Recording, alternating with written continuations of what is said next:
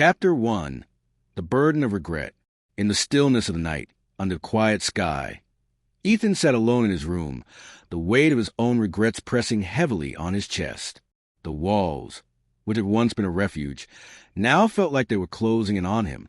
His mind raced with the choices he had made, decisions that had led him down a path of brokenness and separation.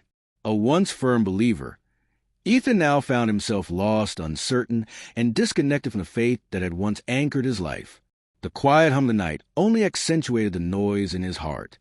He had made mistakes, big ones. The relationships he had ruined, the lies he had told, and the promises he had broken felt like chains around his soul. Every morning, he woke up hoping for a fresh start, but the heavy burden of his past never seemed to lift. Ethan had tried to ignore the weight of his actions for so long, but tonight was different. He felt a deep sense of emptiness, a gnawing ache that no distraction could soothe. The life he had built seemed hollow. The material things that once brought him comfort no longer mattered. The success, the recognition, the fleeting pleasures, they all faded away in the presence of his inner turmoil. He realized that his heart had been far from the truth, far from the peace he had once known in his faith. With trembling hands, Ethan opened his Bible, the pages worn from years of use. His eyes landed on the words that once brought him comfort, but now seemed like distant echoes.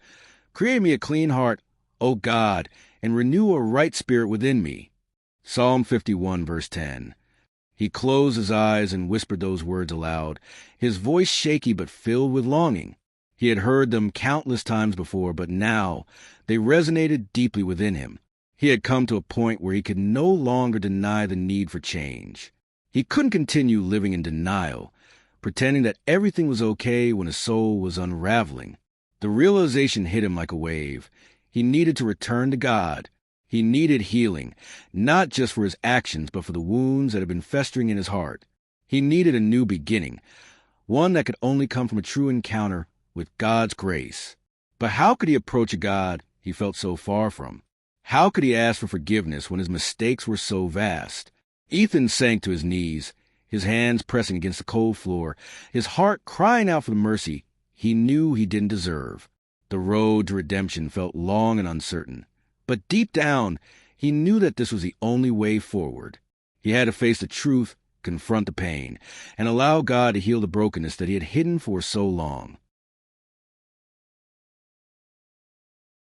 Chapter 2. The Cry for Forgiveness. The silence of the night was broken only by Ethan's soft whispers, as his heart cried out to God. He had knelt there for what felt like hours, his mind racing with memories of the mistakes he had made, the lives he had hurt, and the promises he had failed to keep.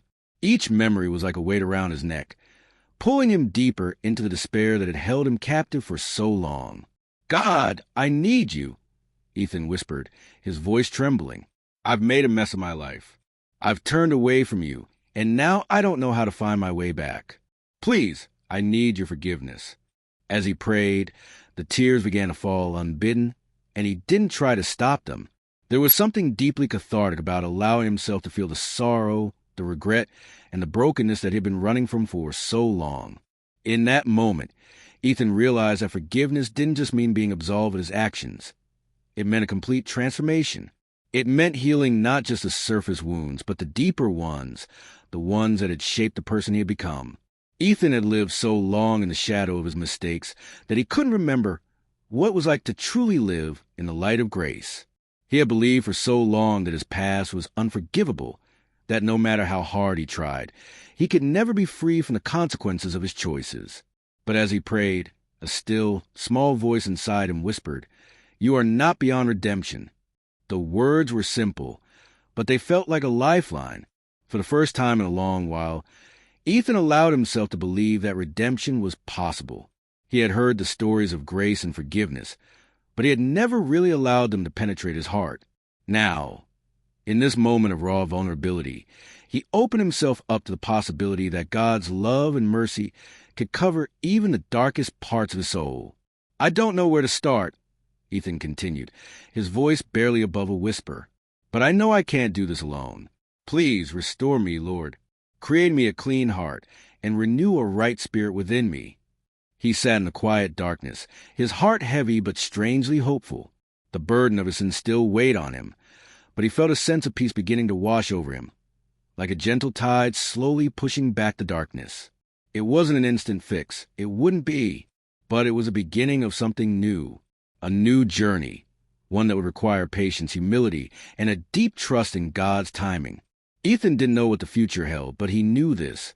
He had taken the first step toward healing. His heart, once hardened and filled with guilt, was now open to the possibility of transformation. God's mercy had begun to soften him, and though he still had a long way to go, he no longer felt alone in his struggle. Chapter 3. The Path to Healing.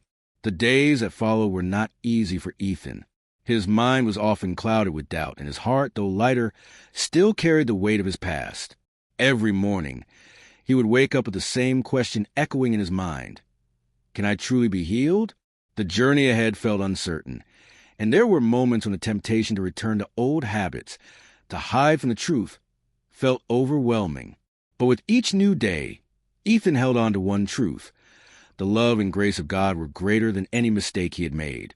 As he began to read his Bible more intently, passages like Psalm 51 spoke to him in ways they never had before. The words that had once seemed distant now felt alive, a lifeline to the healing he so desperately needed. The sacrifices of God are a broken spirit, a broken and contrite heart. O God, you will not despise. Psalm 51, verse 17. Ethan read those words over and over again, as if they were written just for him. For the first time, he realized that God didn't want him to be perfect. He wanted him to be real, to be vulnerable. A broken spirit, a contrite heart, was the beginning of true healing. Ethan had always tried to be strong on his own, always striving to be in control. But now, he was learning that strength lay not in his ability to control everything, but in his willingness to surrender. The more he prayed, the more he felt a sense of clarity settling over him. It wasn't that all his pain and guilt disappeared. It would take time for that, but there was a new sense of purpose emerging. Ethan no longer saw his failures as final, but as opportunities for God to demonstrate his mercy and power. His past no longer defined him. It was the grace of God that would shape his future. One afternoon, as Ethan sat by the window, watching the sun dip below the horizon, a quiet peace filled his heart. The storm that had raged in his soul for so long had begun to calm. He still had so many questions, so many unknowns, but for the first time, he was learning to trust, not in his own ability to fix things, but in God's ability to heal. I don't have to have all the answers, he whispered to himself, feeling the weight of those words. I just need to trust in God's timing. In the stillness of that moment, Ethan understood something deeply. Healing was not a destination, but a process. It would take time. There would be days of struggle, moments when he would doubt whether he was truly forgiven. But each day was an opportunity to walk further along the path toward restoration. God was not finished with him yet. Chapter 4. The Strength and Surrender. As the days turned into weeks, Ethan's relationship with God deepened. He had begun to understand that healing wasn't about instant solutions.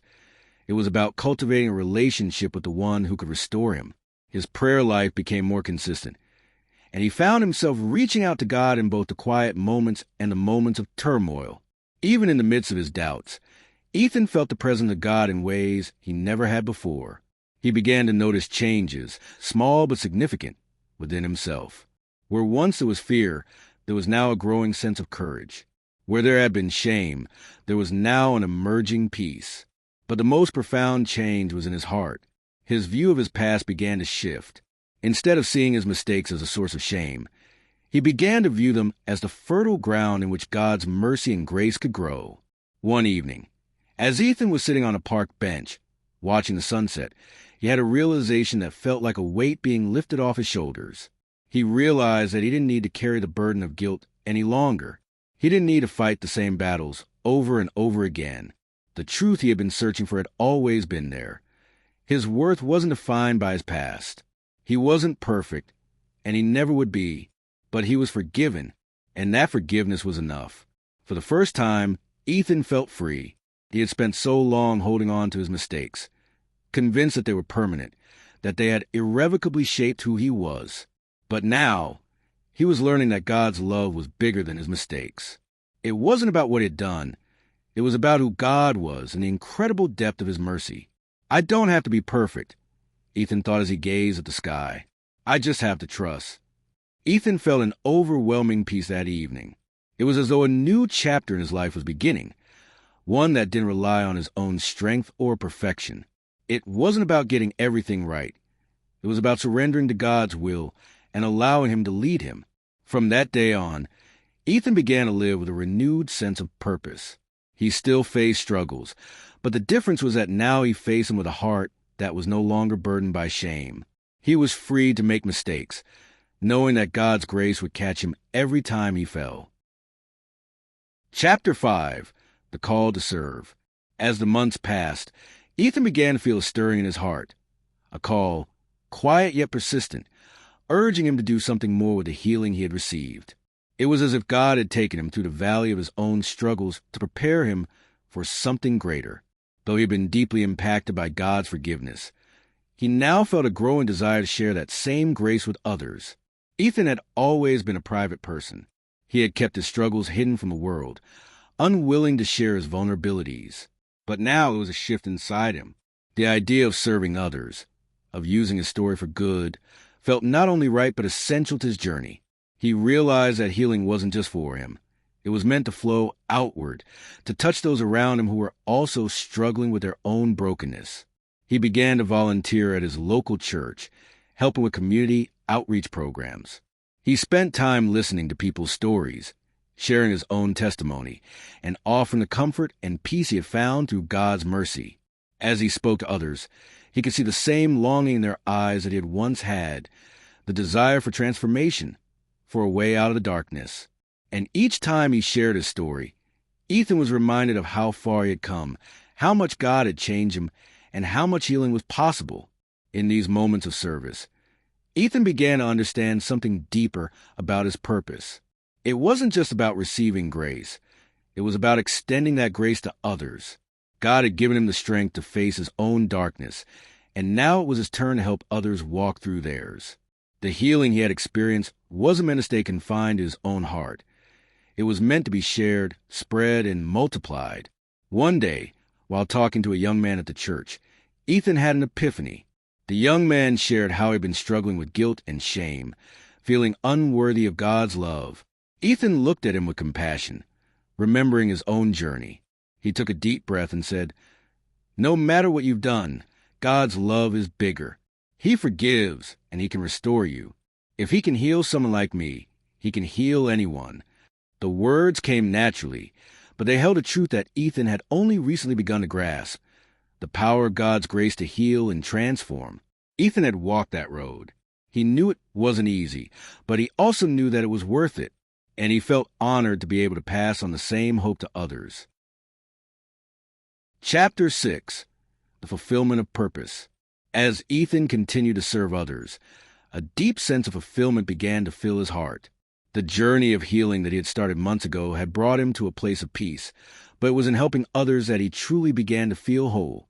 Each conversation, each moment spent listening to someone's pain, and each prayer offered for another person became a reminder of how far he had come, and how much further God could take him. Ethan had always struggled with the idea of purpose. In his earlier years, he had thought purpose was tied to achievements, status, and success. But now he understood something much more profound. True purpose was about living a life of love, grace, and service to others. It was about using the gifts and lessons God had given him to help heal the brokenhearted, to restore what had been lost, and to share the peace he had found with those who needed it most. There were days when the work felt overwhelming. Some of the people he served were so entrenched in their struggles that it seemed like nothing would ever change. But Ethan had learned not to be discouraged. He had learned to trust God with the outcomes, knowing that he was simply called to plant the seeds of hope. God would take care of the rest. And in the meantime, he found deep joy in walking alongside others, in being a small part of their journey toward healing. One evening, after a long day of volunteering, Ethan sat quietly by the window of his apartment, watching the sunset. He reflected on how far he had come, not just in terms of his faith, But in terms of his heart, he no longer felt the same shame or fear that had once ruled his life. His past no longer had the power to control him. He was free, not because he had fixed everything, but because he had surrendered to God's grace. The fulfillment Ethan felt wasn't tied to accomplishments or recognition. It came from knowing that he was living according to God's will. He had learned that purpose wasn't about doing big things, but about doing small things with great love. It was about being faithful in the little moments, showing kindness when it was least expected, and offering a listening ear when someone needed it most. And in those quiet moments of service, Ethan began to understand that this was a life he had been searching for all along. A life of giving, of healing, of living out the very grace that had been extended to him. It was a life filled with purpose, not because he was achieving anything, but because he was living in the flow of God's love. As he looked out at the horizon, Ethan smiled. The road ahead was still long, and there would still be challenges, but for the first time in his life, he felt content. He was living the life he was meant to live, a life of grace, purpose, and deep fulfillment. Thank you for joining Ethan's journey of transformation and renewal. If this story inspired you, don't forget to like, subscribe, and share with those who might need a reminder of God's grace and mercy. Leave a comment below and share how you're experiencing your own journey of healing and faith. Together, we can grow, learn, and support one another on this beautiful path of renewal. Stay tuned for more stories of hope, purpose, and spiritual transformation.